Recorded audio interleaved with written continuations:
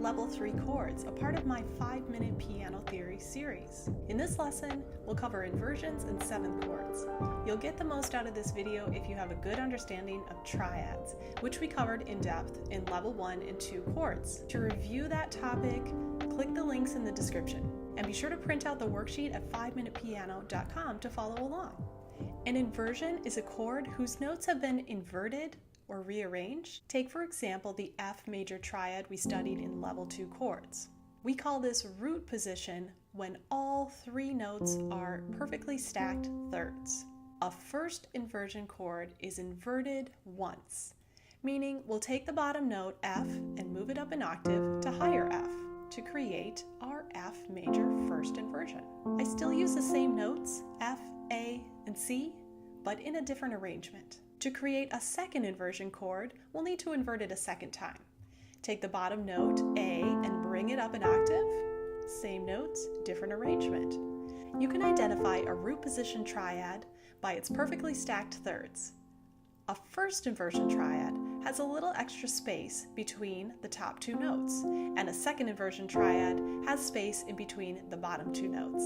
At this time, pause the video to complete practice exercise number 1. A 7th chord is simply a triad with an extra note added at the top. It's called a 7th because the extra note is a 7th above the root, or the tonic, in this case, C. Remember what we learned about major and minor thirds? And how they can be used to form major and minor triads, as well as augmented and diminished triads. The same applies to 7ths. A major 7th is only 1/2 step less than an octave, and a minor 7th is a whole step less than an octave. So a major triad with a major 7th added to it is a major 7th chord. A minor triad with a minor 7th added is a minor 7th chord. And there are more options with 7th chords. A major triad with a minor 7th is a major minor 7th, and we call that a dominant 7. When we write it, we simply write it as 7. A major chord will be identified with a capital M or MAJ, and a minor 7th will have a lowercase m or MIN. An augmented triad with a major 7th added is an augmented 7th chord, and a diminished triad with an added minor 7th is a diminished 7th chord. But again, things get more complicated. That chord is known as a half diminished 7th. Because when we pair a diminished triad with a diminished 7th, we call that a fully diminished 7th chord. So we indicate the half diminished with a degree symbol with a slash through it, and a fully diminished with the degree symbol. Notice the double flat on the B there. An augmented chord is indicated with a plus sign, with or without the added MAJ. It's your turn. Find practice exercise number 2 in your worksheet, and see if you can build G 7th chords.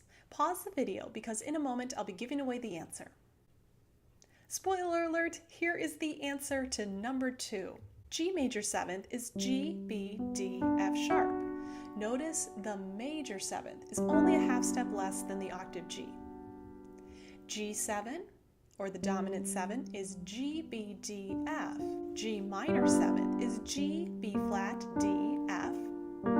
G augmented 7th is G, B, D sharp, F sharp. G half diminished is G, B flat, D flat, and F. Fully diminished, G, B flat, D flat, F flat. 7th chords can also be inverted. Listen as I play you all 4 inversions of a G7 chord. Root position, where the G is on the bottom, perfectly stacked thirds. First inversion, where G is on the top. Hear that second at the top as well. Second inversion, where G ends up second from the top, and there is a second in the middle of the chord. And yes, there is a third inversion. G is the second from the bottom, and hear the interval of a second at the bottom. Go ahead and complete practice exercise number 3. I hope that all makes sense. 7th chords can make your music sound so much more interesting no matter what type of music you like to play. Stay tuned for upcoming technique videos where I'll show you exactly how to play inversions and 7th chords and incorporate them into your daily practice. Out of all the 7th chords, which one was your favorite sound? Let me know in the comments. Congratulations on completing level 3. Up next is the first level 4 video, Reading Music, where we'll study intervals more in depth, learn about the minor key signatures, and study some terms and symbols that you might encounter in your music. I'll see you there.